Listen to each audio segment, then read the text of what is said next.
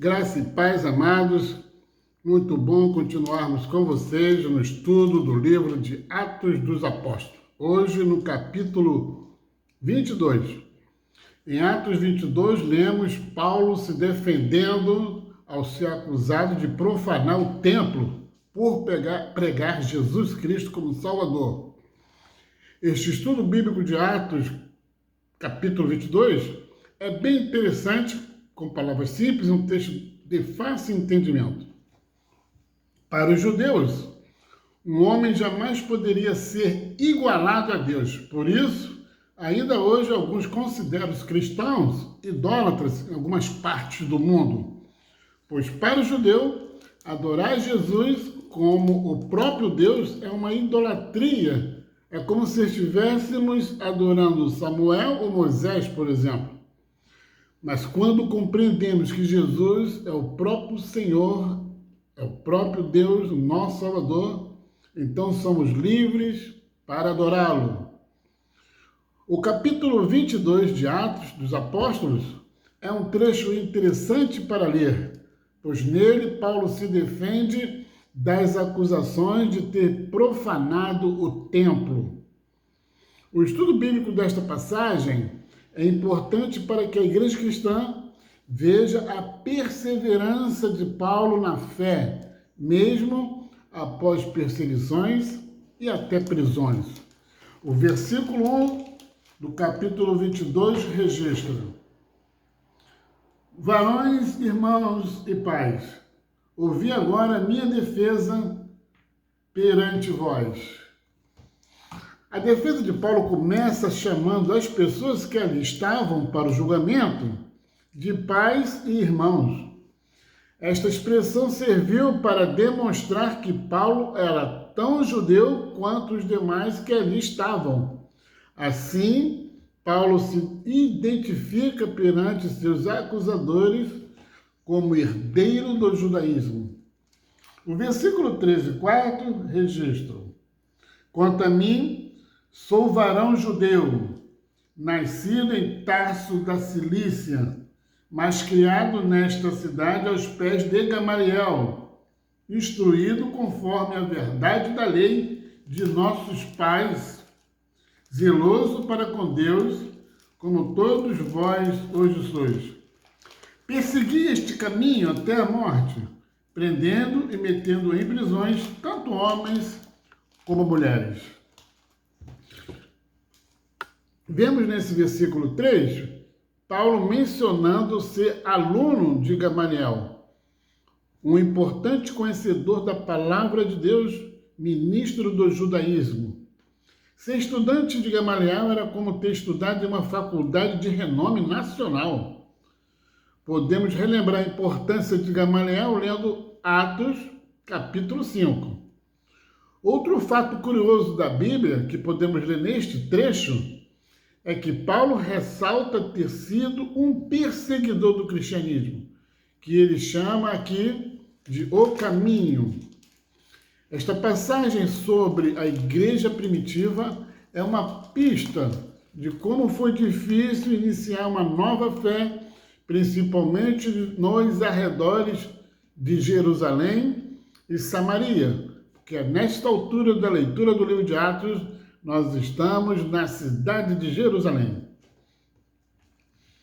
O versículo 16 vai registrar: E agora, por que me detens? Levanta-te e batiza-te e lava os teus pés, invocando o nome do Senhor. Esta passagem do versículo 16 não identifica que o batismo lava-nos dos pecados, mas fazer a invocação do nome de Jesus Cristo, Salvador, sim, é Jesus quem nos lava os pecados. Versículo 21 vai registrar: E disse-me, vai, porque hei de enviar-te aos gentios de longe. Lemos que a referência aos gentios, ao fato de Paulo pregar com poder para eles, causou alvoroço entre os judeus que não aceitavam isso. Mas o versículo nos mostra que Paulo estava sendo desafiado a evangelizar, a falar de Jesus para os gentios, agora de longe, mais além das terras de Jerusalém. Versículo 24 vai dizer: o tribuno mandou que o levassem para a fortaleza, dizendo que o examinassem com açoites para saber por que causa assim clamavam contra ele. O tribuno mandou então açoitar Paulo.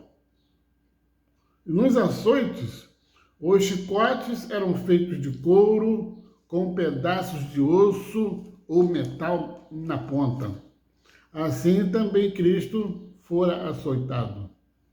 Diz os estudiosos que era ponta de metal na ponta do chicote em forma de anzol, que tinha aproximadamente 7 a 10 centímetros, com capacidade suficiente de penetrar o corpo humano. Versículo 25. E quando estava atando com correias, disse Paulo ao centurião que ali estava: é vós lícito açoitar um romano sem ser condenado? Paulo questiona: é lícito açoitar um cidadão romano? No versículo 28, Paulo vai mais longe e relata que tinha direito romano por nascimento. Ele era cidadão por nascimento. Isso significa que ele era superior nas leis romanas ao próprio centurião, que adquiriu a cidadania romana comprando-a. Estudiosos e historiadores acreditam que o pai de Paulo tenha adquirido esse direito por serviços nobres na cidade de Tarso, cidade natal de Paulo. Segundo historiadores também, o trecho do versículo 28 é uma referência ao fato de que, durante o reinado de Cláudio, todo soldado podia comprar seu título de cidadão romano mediante um pagamento muito alto, quase impossível para a maioria dos soldados. Não se sabe ao certo como os pais de Paulo adquiriram este direito antes mesmo do nascimento de Paulo. Versículo 30. No dia seguinte, querendo saber ao certo a causa por que era acusado pelos judeus, soltou-o das prisões e mandou vir aos principais dos sacerdotes e todo o seu conselho, e trazendo Paulo, o apresentou diante dele. Esse versículo mostra-nos Paulo perante o Sinédrio. Mais uma vez, o Sinédrio é mencionado, ou seja, os principais dos sacerdotes. Não está claro como os participantes do Sinédrio foram incluídos neste assunto referente à prisão de Paulo. Mas, por algum motivo, a situação de Paulo, até aqui neste capítulo, não foi encaminhada diretamente para o governador romano de Cesareia. Que vocês, amados, continuem viajando na leitura desta maravilhosa narrativa. Continue se crescendo na graça e no conhecimento da palavra de Deus, na continuação desta narrativa maravilhosa da prisão de Paulo, agora perante o Sinédrio, no próximo capítulo 23. Que o Senhor abençoe a sua leitura. Amém, amados?